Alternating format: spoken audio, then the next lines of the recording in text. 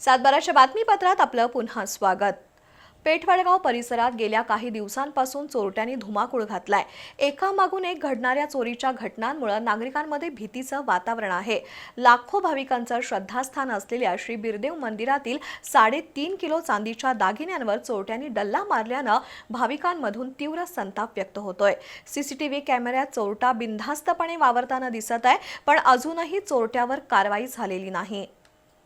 केवळ मंदिरच नव्हे तर व्यापारी वर्गालाही चोरट्यांनी लक्ष केलंय। वडगाव वाठार रोड परिसरात नवीन व्यवसाय सुरू केलेल्या दुकानदारांमध्ये चोरट्यांची मोठी दहशत आहे।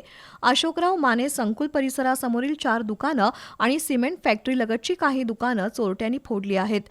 त्यामध्ये रोख रकमेसह जॉकी कंपनीचे कपडे, पॅन्ट आणि शर्ट अशा महागड्या वस्तू चोरट्यांनी लंपास केल्यात। मोहसिन पटाईत, ओमकार घाटगे, साद नदाफ, राजवर्धन खाडे, वैभव गाताडे, जयसिंग निकम, सागर जाधव आणि बंडा चव्हाण यांच्या दुकानात चोरी झाली आहे। बिरदेव मंदिरातील दागिने चोरीला गेलेत। परिसरातील सीसीटीव्ही कॅमेऱ्यांमध्ये संबंधित चोरटा बिनधास्तपणे दुकानं फोडताना आणि वावरताना दिसत आहे। त्यामुळे पोलिसांच्या गस्ती पथकावर आणि तपासावर नागरिकांमध्ये तीव्र नाराजी आहे।